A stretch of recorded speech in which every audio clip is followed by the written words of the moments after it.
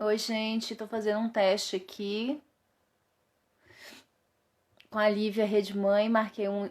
Aqui, a Lívia entrou.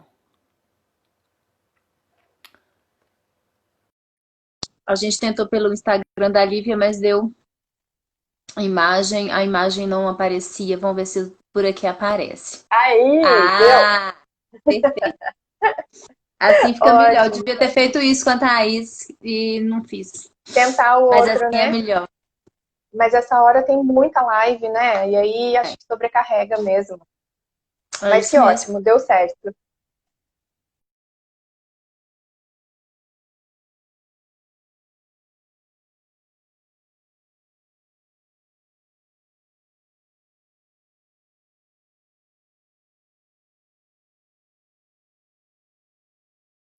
Lavagem aqui na Lívia. Oi. Gravada? Carol, voltou. Voltou. Voltou. Esse Voltou. Tô horário é perguntando, difícil. Esse horário é difícil. Hum, tô perguntando pro pessoal se o áudio e o vídeo tá bom para todo mundo, pra gente saber se estão escutando a gente bem também, né? tá. Se alguém puder dar um ok aí, porque senão outro dia eu fui fazer uma live, fiquei um tempão falando e não tava ninguém me ouvindo. Eu tô sem fone. Eu tô sem fone, que eu tô com fone o dia inteiro, meu ouvido chega a estar vermelho. Bueno. Então, se tiver com eco, me fala que aí eu tento, mas eu tô fazendo.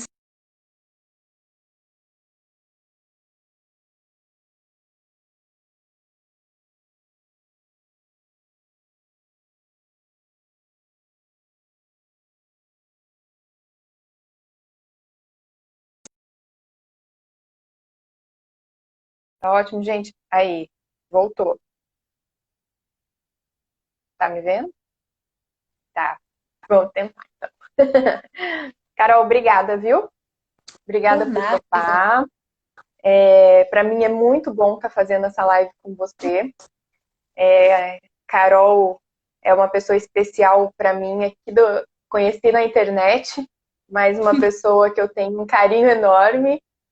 Foi a primeira pessoa que eu fiz live aqui, né, Carol? Foi Primeira mesmo? live que eu fiz foi, a primeira live que eu fiz na Rede Mãe foi com você sobre maternidade e feminismo. Olha. Inclusive, acho que a gente devia repetir, porque é um tema muito bom. É, Foi a primeira concordo. live, eu acho que já tem quase 2 anos isso. É, Porque foi logo no comecinho da Rede Mãe. foi mesmo, Lívia. Eu não sabia que tinha sido a primeira. Foi a primeira live que eu fiz. Tava entrando no mundo das redes sociais. A minha deve ter sido a minha terceira. Eu também tinha acabado de entrar. Tava no começo. Ah, então. Então a gente estava começando Tava e eu junto. fiquei muito feliz de começar essa rodada nova de lives, porque eu acho que você tem tudo a ver com o tema e com a ideia, e eu queria explicar um pouquinho para todo mundo que está entrando sobre qual é a ideia desse projeto, dessa rodada de lives, e aí a gente poder entrar no nosso tema aqui, certo? Tudo bem? Vamos Então, para quem fixar, não me vamos conhece, fixar o tema. Vamos fixar o tema aqui. Pode ir então passa explicando que aí. eu vou fixando um tema. Tá bom. Então, para quem não me conhece ainda, meu nome é Lívia, eu sou psicóloga, psicoterapeuta, fundadora aqui da Rede Mãe. A rede nasceu aí há mais ou menos 2 anos e pouquinho, que era uma vontade que eu tinha já de extramuros do consultório, apesar de também já fazer um trabalho no instituto, do qual eu faço parte já há 14 anos também, que trabalha de forma social. Mas eu queria ainda fazer mais, e aí criei a Rede Mãe para poder trabalhar com pais, desenvolver, trabalhando parentalidade e desenvolvimento infantil. Enfim, e aí dentro da Rede Mãe tem vários braços do projeto, e sempre que eu posso tentar ir além, eu tento, porque é aquilo dentro das minhas possibilidades que eu acho importante. E essa rodada de lives veio por aí também, com essa ideia de o que neste momento eu achava que eu podia contribuir para a gente ampliar o nosso momento, a nossa consciência de tudo que a gente está passando, para a gente se desenvolver como pessoa, como pais. E aí veio para mim essa situação de pensar que país é esse, né? Porque a gente está falando tanto, né, de povo brasileiro ultimamente, e de tudo isso. Eu acho que a gente está vivendo um momento de tanta violência, tanta insegurança, tantos medos, que poder falar sobre qual é o país que a gente vive e quantos Brasis tem dentro do país que a gente vive, falar sobre as diferentes realidades que a gente tem. Tudo isso aproxima a gente e a gente pode criar novas ferramentas, novas formas de ver, de estar no mundo e também de criar os nossos filhos, que também tem a ver com a Rede Mãe. Então, que país é esse? Vai ser uma rodada de lives que eu vou trazer a cada semana, provavelmente, um convidado para poder falar sobre uma realidade diferente do nosso país. E a Carol está abrindo comigo essa rodada para a gente poder falar sobre o povo brasileiro, né? E o que nos une e o diferencia. Para a gente poder falar sobre por que é tão difícil a gente lidar com as diferenças, quais são essas diferenças, o que nos une enquanto povo, enquanto comunidade, e vamos pensar um pouco, conversar um pouco sobre isso. Então, obrigada, Carol. Como é que a gente vai fazer? A gente vai conversando, né? Não é não é uma aula. Então, eu tô vendo que muita gente muito bacana tá entrando. Tem muita gente legal entrando aqui. E eu queria que essas pessoas participassem, se possível, com a gente. Acabei de ver o Marconi entrando, querido. Várias pessoas não consegui acompanhar. Mas eu queria que as pessoas começassem a mandar comentários, perguntas. E quem querendo, né, participar mais, mandasse esses comentários, porque é sempre muito rico quando as pessoas participam, né, Lívia? Sim. A ideia é a gente conversar mesmo. Quando eu recebi esse convite, primeira coisa, a gente tem a nossa consciência aqui, né? Que a gente está falando de uma realidade muito diferente da realidade da maioria da população brasileira. A gente, enquanto classe média, né? Que fez faculdade, que de alguma forma vem de uma família que teve condições para nos colocar em ambientes e contextos que não necessariamente a maioria do povo brasileiro consegue chegar. Então é importante a gente dizer que a gente tem essa consciência aqui, que eu trago um olhar muito atravessado por onde eu vi, por onde eu vim, né? De onde eu vim. E eu queria contribuir com aquilo que eu estudei, não necessariamente aquilo que eu vivi. Porque como o Brasil é continental, se a gente fosse chamar todas as vivências aqui, a gente não conseguiria nem terminar o ano com tanta live, né? Então, hoje eu falo um pouco da Carolina socióloga, que estudou um pouco essa questão da cultura e da sociedade brasileira, mas que não está aqui nem com nenhuma pretensão de dar aula e que é só um papo mesmo para a gente conversar sobre essas questões que estão tão acirradas ultimamente. Quando eu recebi seu convite, a primeira coisa que eu lembrei foi de uma cena que aconteceu comigo na minha lua de mel. A gente ganhou a gente foi para uma praia e tava super na moda, super em conta, e a gente comprou o pacote de lua de mel e fomos lá para Punta Cana. E aí, quando chegou lá em Punta Cana, a gente estava saindo de uns passeios, aí o pessoal começou a falar assim, brasileiros, brasileiros, olha os brasileiros, e todo mundo se referia a gente como brasileiro. E no fim, assim, do passeio, eu perguntei assim para a pessoa, né, para um das pessoas que estavam guiando, falei assim, olha, da onde vocês tiraram que a gente é brasileiro? Porque a gente é mesmo. Da onde vocês conhecem a gente? Da onde vocês estão sabendo que a gente é brasileiro? Ele olhou e falou assim, vocês são irreconhecíveis. Vocês são totalmente parecidos, né? Não consigo. Vocês são reconhecíveis. E eu perguntei, reconhecíveis como? O que me torna brasileira? E ele disse, o jeito de rir, de cumprimentar, a gente sabe de cara quem é brasileiro sem vocês precisarem abrir a boca. E isso eu não sei até hoje o que ele quis dizer, mas eu vejo muita gente se referindo a esse jeito brasileiro, né? Que talvez um pouco mais afetivo, uma questão de sorrir, de chegar junto, se apresentar, não sei o que foi até hoje. Porque no fundo, Lívia, eu acho que a gente tem muito mais diferenças do que semelhanças, sabe?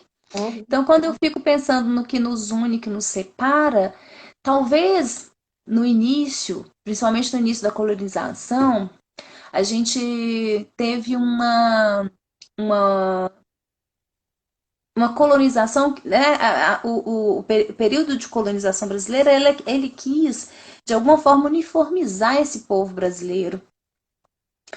E, de alguma forma, colocar todo mundo como se fosse, né, o povo e os colonizadores, nós colônia e os colonizadores. E teve, inclusive, um grande mito que nasceu aí na colonização, que é do brasileiro como um povo cordial, né? O homem cordial, Uhum.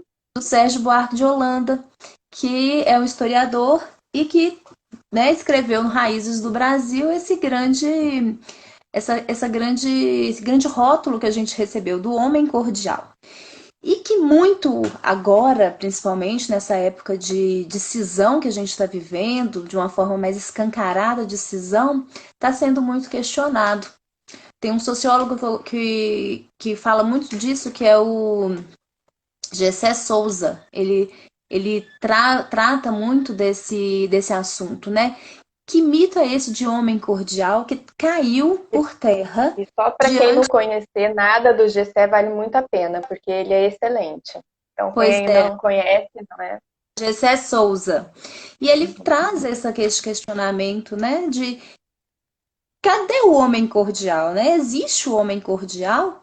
Da onde tirou, né, o Sérgio Buarque tirou essa questão que o brasileiro é o homem cordial? E o homem cordial é visto no sentido de ser amável, dócil, né, afável. Mas a gente não pode esquecer que nós fomos colonizados e que fazia todo sentido a gente ser dócil e afável com o colonizador, né? E que de alguma forma esse jeito que a gente traz, principalmente a gente, nós mineiros, a gente traz o jeitinho, né, do senhorzinho, a senhorinha, esses inhos da nossa da nossa língua foi colocando, contribuindo para reforçar esse estereótipo. Que seria muito legal se a gente fosse um povo realmente cordial. Mas no fundo, a gente traz dentro da gente todas as raivas das nossas batalhas, das nossas guerras, né? A gente foi um povo escravizado, a gente veio de guerras, a gente veio de um povo escravizado, a gente nasceu de estupros e a gente tem essa questão dentro da gente, né? Não é tão tranquilo assim. E quando aparecem questões de valores, de princípios, né, de prioridades, principalmente quando isso é trazido à tona de uma forma tão contrastante como a gente está vivendo atualmente, aquele homem que era tido como homem cordial mostra a cara, tira sua máscara, né?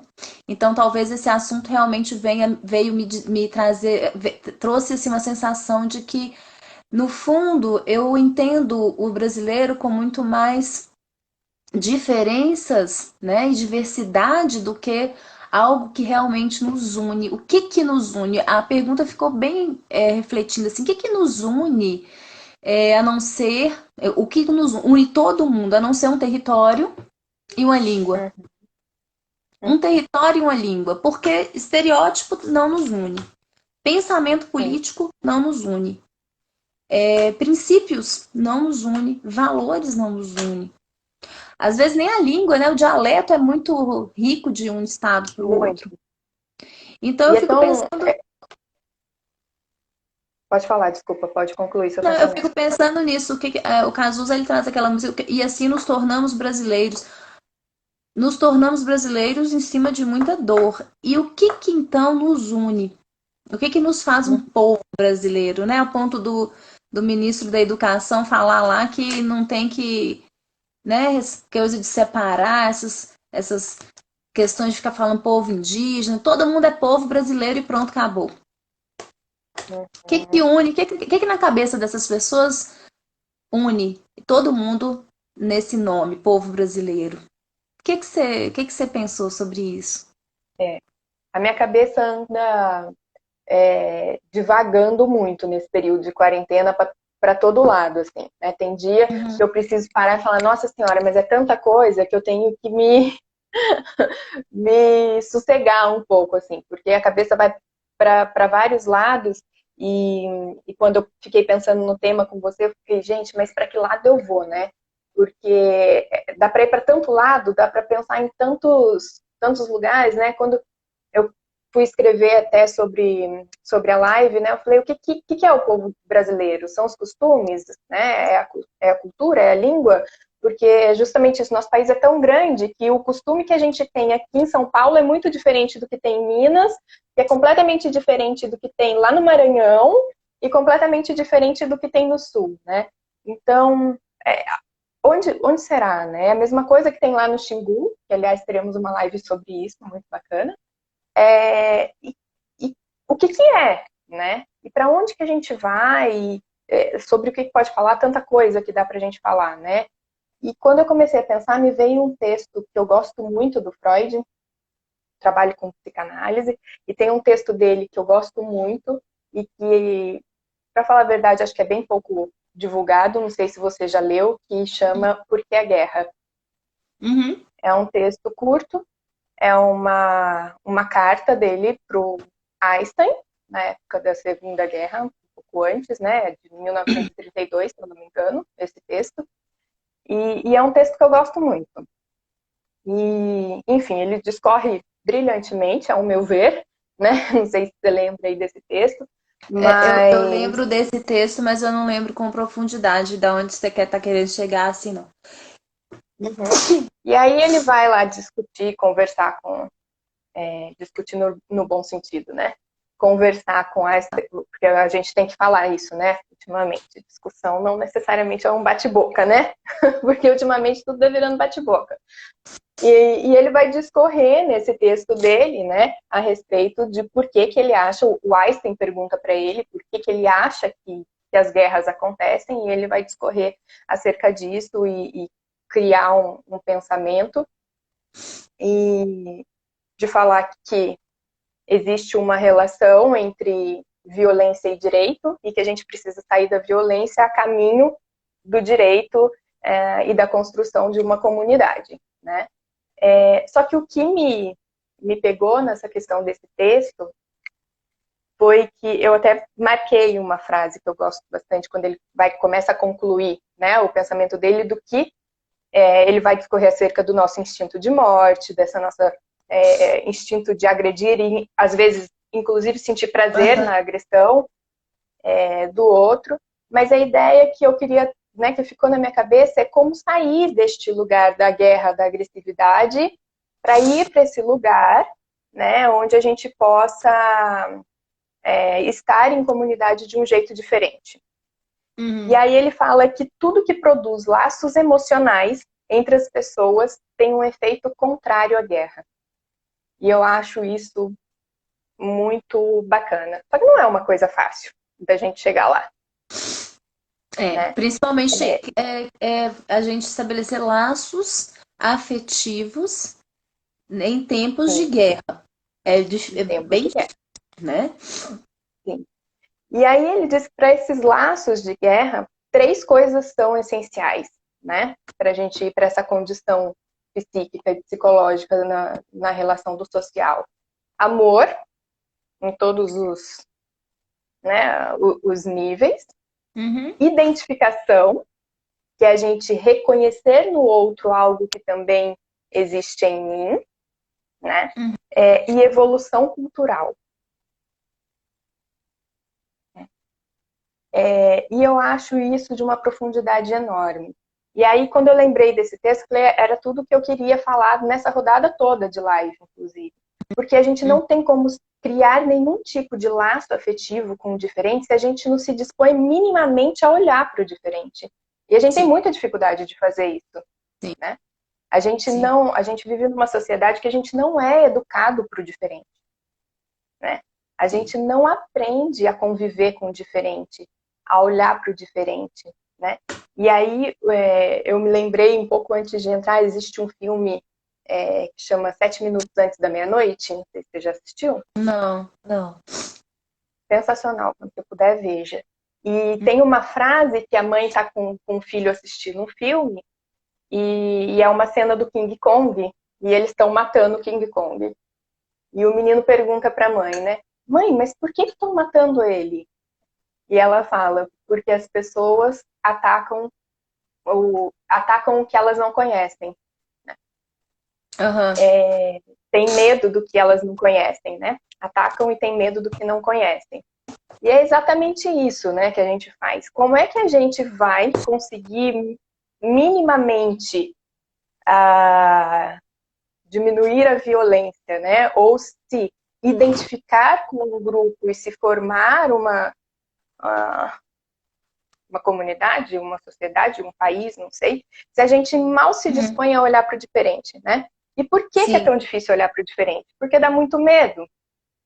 Dá muito medo. Então é melhor deixar todo o ruim lá no outro, né? E como a gente fazer essa ponte, né? Esse, Então, quais são as identificações? Como a gente pode achar essas identificações no outro, né? sim. Essa questão que você está trazendo, eu lembrei na hora da definição de fascismo que a gente tem, né? E que é um tema que muita gente fala, uma palavra muito usada. Ah, fulano é fascista, fulano é fascista, fulano é fascista. E no fundo, eu entendo que muita gente não sabe, não tem noção do que é o fascismo. E o fascismo é justamente isso que você acabou de dizer. É onde há qualquer é onde o amor mina, assim, não tem qualquer abertura para o amor. E onde a gente não tem essa abertura para o amor é porque esse amor, né, não existe e essa identificação ela fica bloqueada. Porque é o narciso, né? Eu não aceito aquilo que não é meu espelho. Eu não aceito aquilo que é o diferente. E como nós somos tão diferentes, a gente não aceita muita gente. Né? A gente não aceita muita gente. A Uhum. gente não aceita o homossexual, a gente não aceita a mãe solo, a gente não aceita o negro, a gente não vai aceitar a prostituta, a gente não vai aceitar nenhum. E aí quem resta? Quando a gente vai eliminando todas as diferenças, quem fica? Né? Quem é esse grupinho que eu identifico como meu grupinho? E essa é a base de todo o nazismo. Né? A gente vai eliminando o negro, a gente vai eliminando o homossexual, depois a gente elimina os artistas. Ah, mas esses aqui também tem, né? Esses aqui também não vão servir, então tira também os anões, tira também. A gente e foi Tira tirando e tudo. foi tirando. E aí eu lembrei desse livro maravilhoso, eu grifei algumas coisas aqui sobre essa questão da ausência de amor. Eu queria só ler um pedacinho, Lívia, que é o Por da favor. Marcia Cury. Até gravei um texto sobre isso, mas a gente está em tempos de ódio, que eu falei assim, vou ser linchada, né, da internet. Então eu nem publiquei.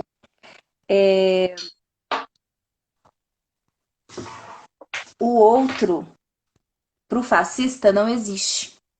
O outro, esse alguém que o agente fascista trata como ninguém, é diferença demais para sua cabeça cheia de ideias prontas e bem encaixadas no mesmo lugar de sempre. O fascismo é a forma do autoritarismo. Toda essa frase que eu acho mais, né, bonita. Toda a incapacidade para amar em um sentido que valorize o outro é fonte do fascismo. E assim, tudo que é marginal, tudo que fica às margens, né, tudo que não é parecido comigo, não é amado, não é visto como alguém de direito. E se eu não reconheço o diferente como alguém, um cidadão, né, de direito, eu vou criar estratégias para eliminá-los.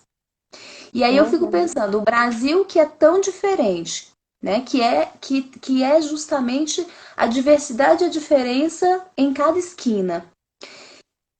Se esse Brasil escolhe alguém, né, escolhe ser governado por uma pessoa que quer eliminar as diferenças, que país é esse?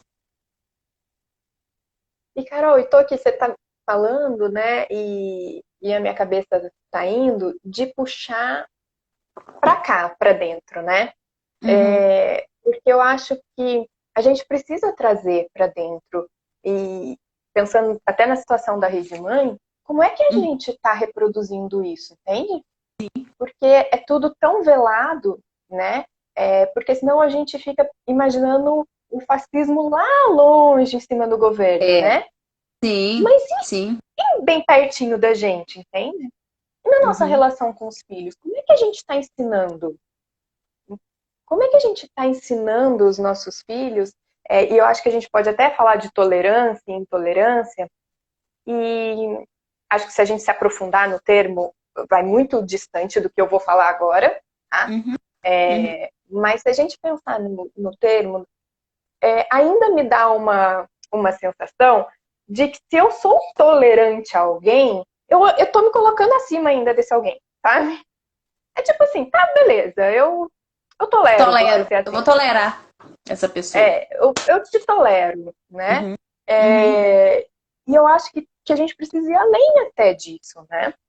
É de sim. compreender e respeitar o outro na sua essência, ou nem que seja essência, numa escolha. Quando eu venho fazendo um exercício grande de escuta mesmo, né? Outro dia eu postei que não existe empatia sem escuta. Não tem como Uhum, a gente aprender a ser empático se a gente não aprender minimamente a ouvir o outro, porque a gente tem uhum, muita dificuldade também disso, né? A gente bloqueia, a gente escuta o outro já pensando na resposta que a gente vai dar, uhum, né? É uma coisa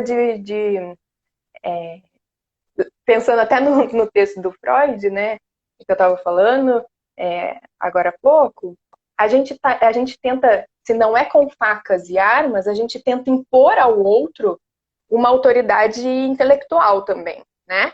Então, o meu uhum, jeito de pensar é o certo, e a gente não quer trocar conhecimento com o outro ou opinião com o outro, a gente quer impor a nossa opinião ao outro, sim, né? sim. Então, eu vejo às vezes muitas pessoas, você não pode ser intolerante ou tem que aceitar o homossexual, porém, não deixa o filho brincar no parquinho com o autista, Sim. sabe assim? É, ou não está de lados políticos diferentes, né? E não consegue ouvir o outro porque não admite o outro ter aquela outra opinião diferente, né? Uhum, Então, como é que a gente reproduz todo esse sistema dentro da nossa casa, no nosso ambiente familiar, né? uhum, Co- como é tão distante, como dentro da nossa própria cidade, que às vezes é porque você mora numa cidade maior, bem maior que a minha, uhum, mas eu conheço pessoas que nunca foram em uma região da cidade, assim, não tem ideia do que acontece lá, né? uhum, Eu falei, no início eu falei que eu trabalho faço trabalho num instituto aqui em São José, que atende crianças e adolescentes de baixa renda.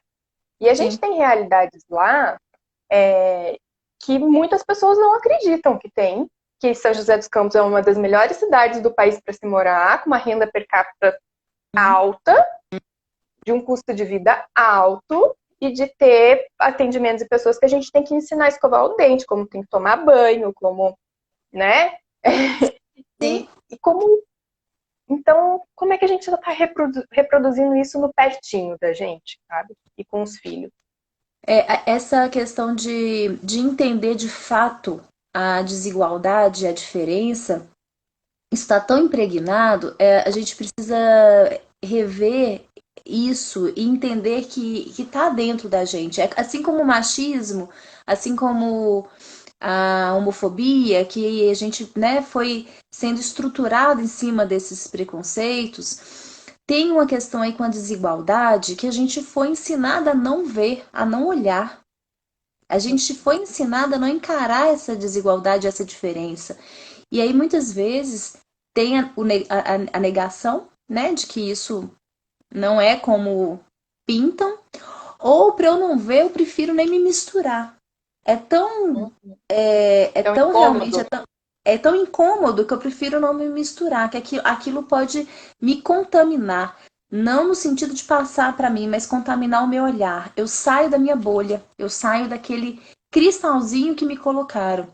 Eu fiquei pensando muito numa crítica que eu li esses dias, que foi falando sobre a questão do Covid, né? Do Covid-19.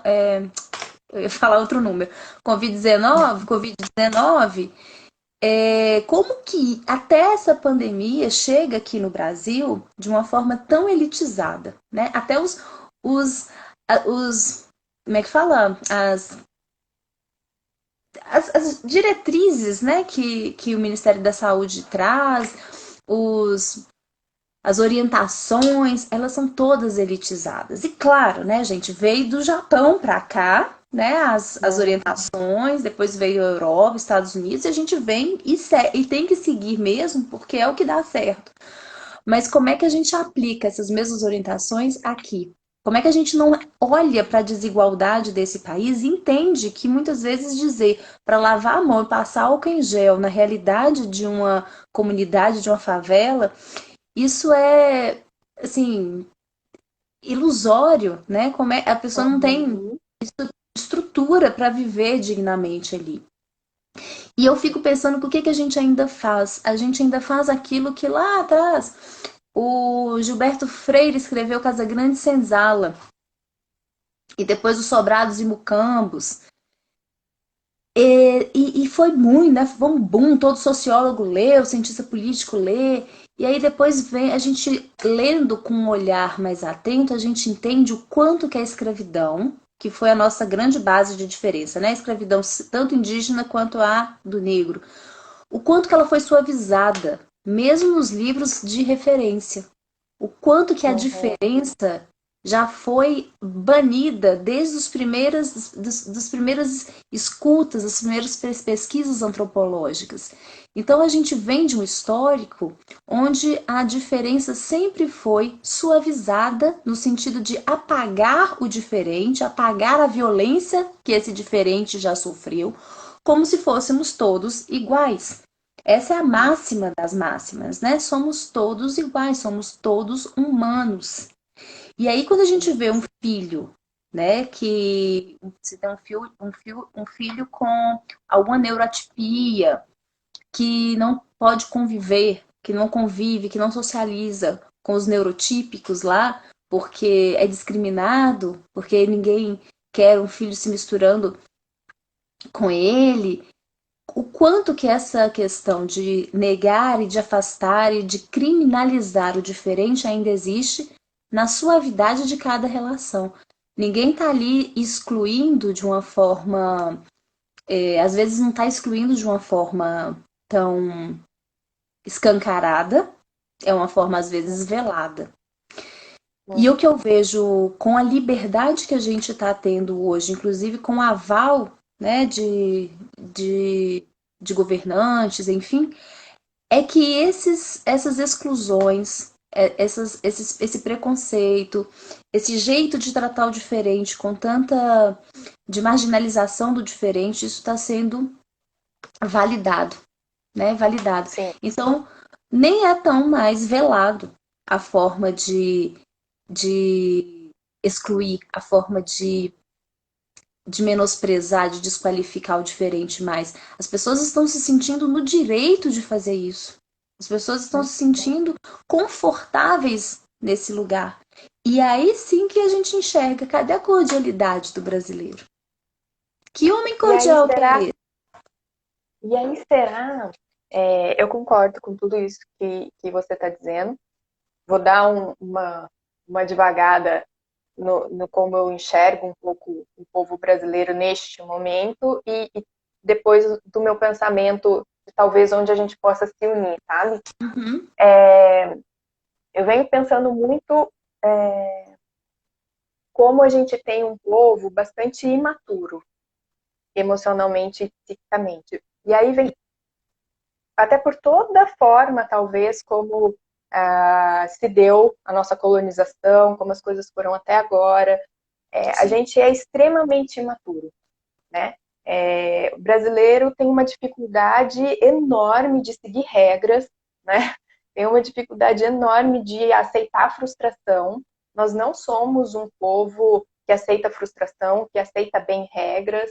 A gente tem uma tendência de achar que todas as regras e limites são punições, até porque a gente cria os filhos dessa maneira também, com Uhum, punições, uhum, né? E uhum, a gente cresce acreditando que limite é punição e não proteção. E a gente está vendo isso na pandemia agora, por exemplo, né? Quanto que não são só as pessoas que não têm informação, que não estão seguindo os limites, né? sim. As pessoas letradas e muito bem letradas com uma dificuldade gigantesca de compreender e sentir os limites do isolamento social como uma proteção, né? Sentem como uma punição.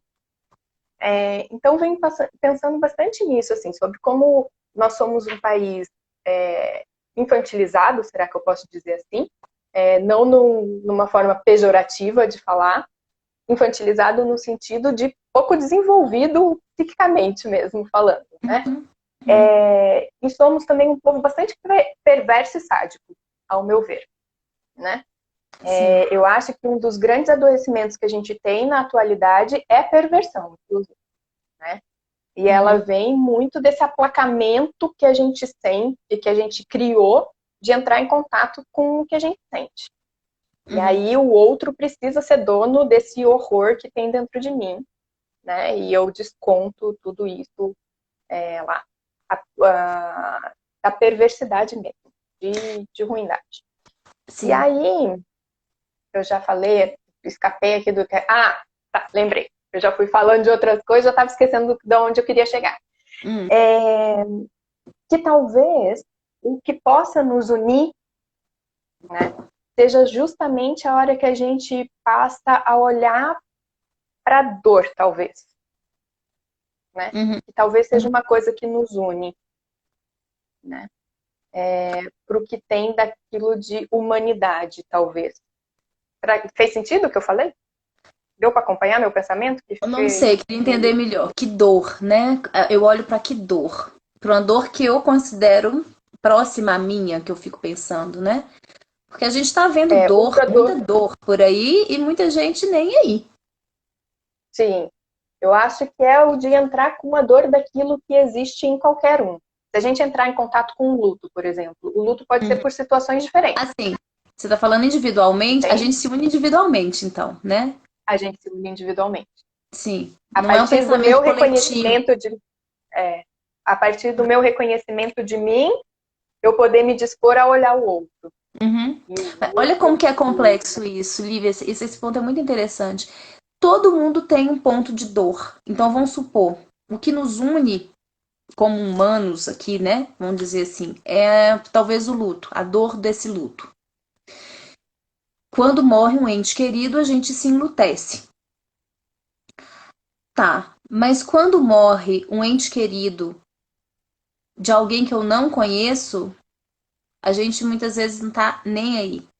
Quando mas morrem mil, o luto não mil, precisa necessariamente ser de pessoas, né?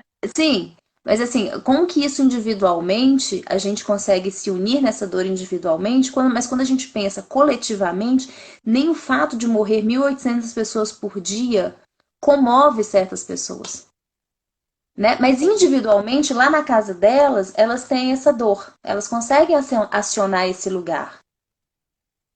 Então eu acho que realmente tem um ponto em comum que quando a gente amplia para a coletividade, esse ponto se afasta. sim. E acho que daí volta pro individual, né? Volta pro individual, porque ao mesmo tempo que tem pessoas que não vão se doer com esse luto coletivo, né? Uhum, uhum, Outra grande parte, sim. sim, E grande parte está adoecida, né? Também já, né? De tudo sim. isso. Mas o que pode nos unir diante de tanta diferença, né? Quando eu penso numa mãe solo, por exemplo, né?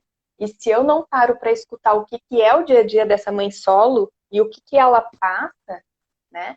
E eu me dar conta que, pô, eu também tenho minhas dificuldades. E é doído pra mim, às vezes é tão doído a maternidade. E aí eu olhar e falar, caramba, ainda tem alguém que faça tudo isso sozinha? Uhum. Em muitos momentos na minha maternidade, eu penso, caraca, como que alguém dá conta sozinho, né? Porque eu ainda tenho um marido ponta firme, sabe? Tenho toda uma Uhum. estrutura. E aí, quando eu me reconheço no como é difícil estar passando por isso, né? E eu dou um lugar para isso dentro de mim, né? Uhum. Uhum. Eu me abro de uma certa maneira a olhar para uma outra pessoa que de repente eu não conheço. Todo mundo vai fazer isso? Não. Tem os processos de cada um. Hoje eu estava falando com uma pessoa que ela falou assim, nossa, eu fiquei culpada esse fim de semana porque eu estava me sentindo tão mal, tão angustiada, tão triste com toda essa situação e tal, e fiquei pensando, nossa, mas eu não posso me sentir assim, porque tem pessoas muito piores do que eu que estão passando fome, né? Uhum. Uhum. E aí eu disse para ela, olha, não acho, né? Eu acho que bom que você está se sentindo assim. Que bom que você está doendo, porque tem mais de 1.000 pessoas morrendo, porque é para sentir dor, é para se entristecer, né? É Sim. para se angustiar. E é para dar um lugar para essa dor dentro de você, porque é olhar para essa dor que vai abrir o espaço para fazer o bem. Uhum. Né? Porque Uhum. se eu me blindo para olhar para essa dor e fico nesse lugar, não, mas eu tô bem, poxa vida, coitado de quem tá lá na favela, sei lá, que tu não tem o que comer, eu não consigo levantar a bunda da cadeira para fazer alguma coisa Sim. Sim. também. Ou se eu não pergunto para uma mãe de um filho atípico, assim, escute, me conta, tá difícil, como que é a sua vida? Me conta isso, a realidade. Porque eu não tenho um filho atípico, eu não tenho noção. Uhum. Eu não sei o que que uma mãe passa, né, a não ser das que eu perguntei já, Uhum. né? Eu não sei o que essa mãe passa, sabe? Uma vez eu escutei de uma mãe com um filho autista, em que ela foi muito criticada porque o filho se mordia, se batia, se machucava e as pessoas a criticavam sem nem saber o que estava acontecendo, Uhum. né? E quantas vezes a gente já não fez isso sem pensar? Sim. Então, o quanto E, que a gente se anestesiar não faz a gente se anestesiar para o coletivo. e é uma defesa, né? É uma defesa psíquica. E é uma defesa que alienia, né? Aliena. É Uhum. alienante essa defesa. Eu fiquei pensando enquanto você falava, né? Voltando à questão da maternidade, como que a questão assim de você vai amar o seu filho mesmo se ele for muito diferente de você, muito diferente do que você gostaria que ele fosse, né? Então, quando a gente amplia para o social, para o coletivo, para o povo brasileiro, a gente vê que isso, né, é uma falácia. Essa questão de somos todos humanos, somos todos iguais, isso é um erro mesmo, uma crença bem limitante aí sobre o que é a diversidade aqui no nosso país. Mas se a gente vai e começa a pensar nas mães, em nós, né? A gente amaria um filho muito diferente, diverso daquilo que a gente idealizou para esse filho? Quantas e quantas vezes a gente escuta Deus me livre de ter um filho assim, Deus me livre de ter um filho assado, Deus me livre de ter um filho que, né, que... E muitas vezes o que é o Deus me livre de ter um filho assim é algo que não está na escolha desse filho. É algo que não Sim. está com, por exemplo, a sexualidade ou uma neurotipia. Eu vou amar meu filho só se ele for, é aquela questão lá, né? Eu vou só amar o que é igual, o que eu vejo como Que tá no semelhante, padrão que eu aprendi, que né? está no padrão que eu aprendi.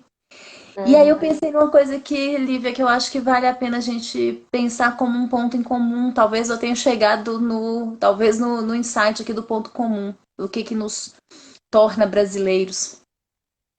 Nós somos um povo oprimido. A gente vem de uma opressão. A gente é um povo colonizado, né? E mesmo que a gente tenha sido misturado aí, que traz heranças de portugueses, a gente veio de guerras, então a gente vem de batalhas, a gente vem de fome, a gente vem de escravidão, a gente vem de um povo Ilusão. estuprado, né? Que é as Índias, a gente tem essas heranças indígenas e muito próximas, porque se a gente chegar na terceira, na quarta geração, acabou, aí chega todo mundo lá de fora, ou é índio. Uhum. Então a gente não tem a gente não tem uma nacionalidade única, não tem. E aí, como a nossa educação, e o Paulo Freire fala disso, né? Quando a educação não é libertadora, o sonho do oprimido é se tornar o opressor. Uhum. Então, nossa educação, desde sempre, né? Cobrir nossas vergonhas, né? A questão de como eu falo? Adestrar o negro, adestrar o índio. Toda a nossa educação, desde as nossas origens, foi uma educação extremamente violenta e opressora. Em algum nível, a gente ainda reproduz essa mesma educação com os nossos E filhos. bastante, hein?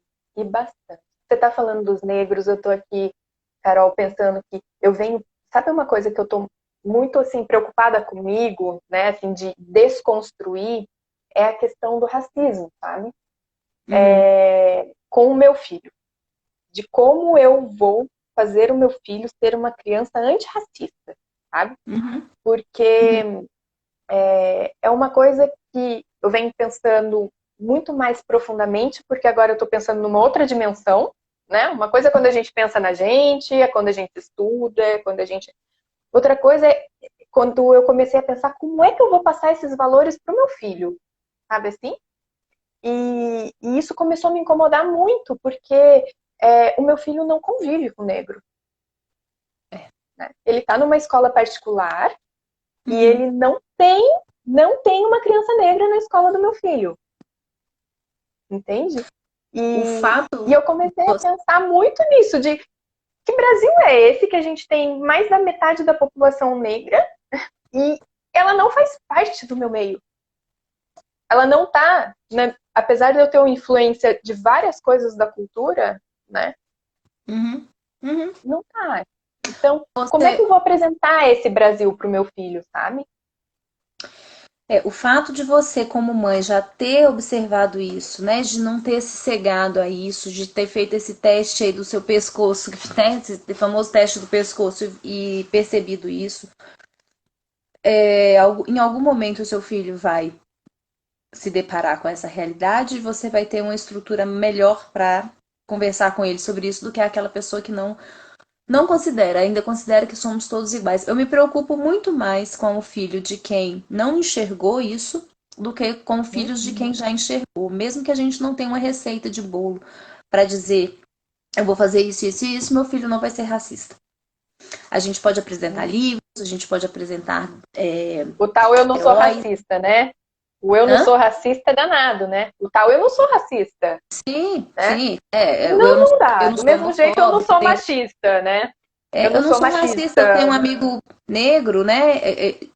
E até mesmo os termos, né? O negro, que hoje em dia muitos negros já é preto, né? Muitas vezes as pessoas se identificam como pretas e não negras, porque é pejorativo. Enfim, tem todo uma questão que vai, né, discutir isso, que eu não me sinto à vontade para estar nesse lugar, não é o meu lugar de fala.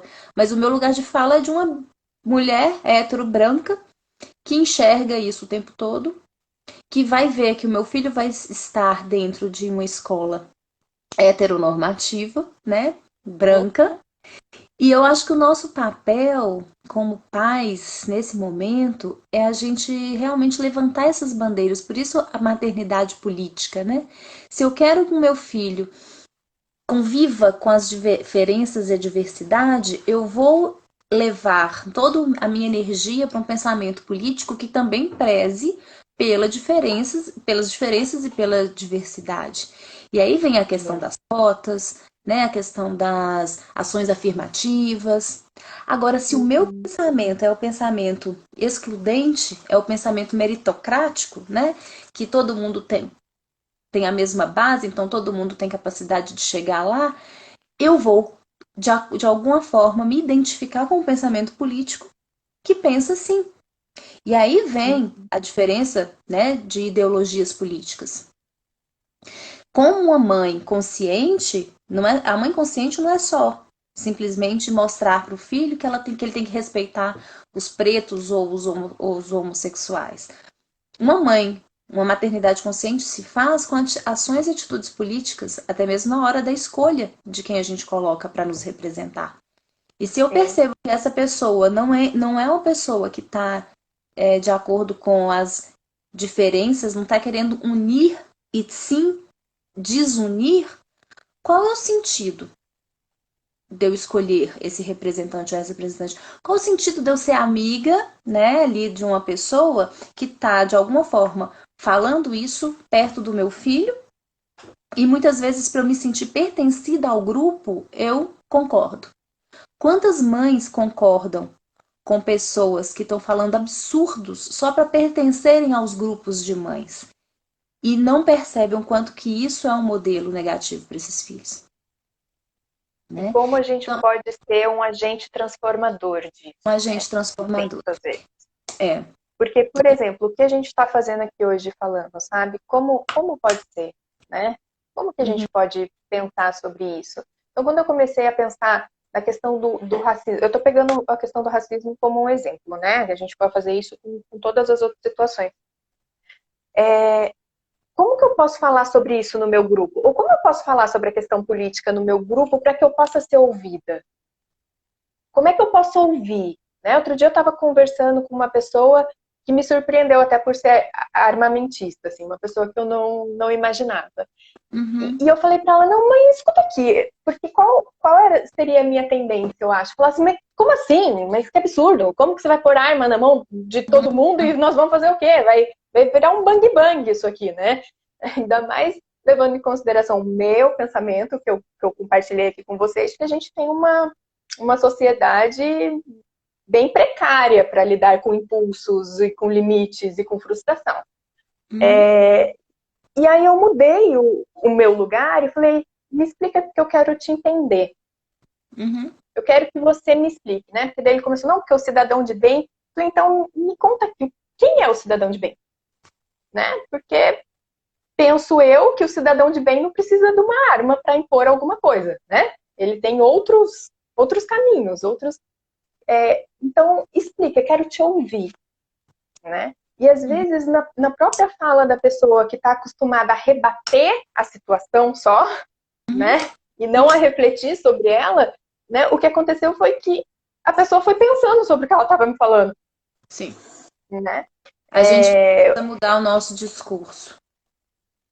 uhum. Quando eu comecei a pensar nessa situação de como vou criar o meu filho para ser antirracista, e eu e meu marido começamos a conversar sobre isso, falei, Uhum. eu não posso eu pensar sozinha nisso, eu tenho que ir atrás de alguém que me conte, eu preciso ouvir alguém, né? Aí achei as meninas maravilhosas do Criando Crianças Pretas, né? Sim, eu ia até falar aqui.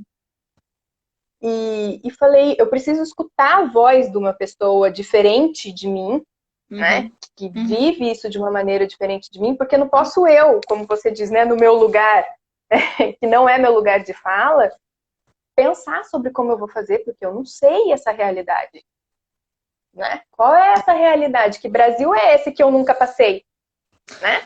Porque Lívia, se eu tô. alguém for me perguntar, você... Pode falar. Não, é só porque faltam 2 minutinhos para nossa live acabar. Acho que a Ah, gente tem tá. que encerrar. Eu Oh, meu acho que o Deus, a Instagram gente até fica aqui tá dando um falando. tempinho mais, mas essa questão é tão importante que a gente ficaria aqui horas e horas debatendo. Sim. Uhum. Quer ver se dá tempo de pergunta, alguma coisa? Não? Não. Ok. Acho que é isso. Então, eu quero te agradecer muito por esse papo. Eu espero que a gente possa ter plantado alguma sementinha em alguém que está aqui com a gente, acompanhando. A ideia é a gente trazer reflexões, debater, conversar. A gente precisa aprender a conversar. A gente precisa aprender a falar com o diferente, a ouvir o diferente, porque acho que é o único caminho. E eu posso Uhum. deixar aqui a citação que eu li do Freud, porque eu acho que ela é tão pertinente, né? Sim, Que é deixa, tudo que tudo que deixa ela. produz laços emocionais entre as pessoas tem efeito contrário à guerra. E o que produz esses laços emocionais é amor, identificação e evolução cultural. Né? E E eu vou não tem deixar como a uma gente criar frase, laços sem eu vou conhecer. deixar a frase da Márcia Tiburi, que é o que estamos fazendo uns com os outros. A reflexão que eu queria deixar é exatamente essa. O que estamos fazendo uns com os outros. Porque, independente do que nos une, que nos separa, A gente pode ser um agente transformador na vida, né, na nossa própria vida. E pensar na sociedade da paz, uma sociedade que acolhe, que junta em vez de Agrega, né?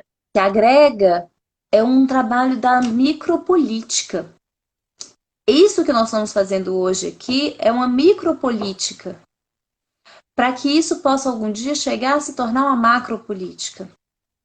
Né? Então, quanto mais gente falar, quanto mais a gente debater, quanto mais a gente entender sobre política, sobre desigualdade, sobre diferença, mais a gente talvez encontre um sentido em sermos brasileiros, um sentido gostoso. Talvez a gente faça uma live falando o quanto que é coisa boa que nos une, né?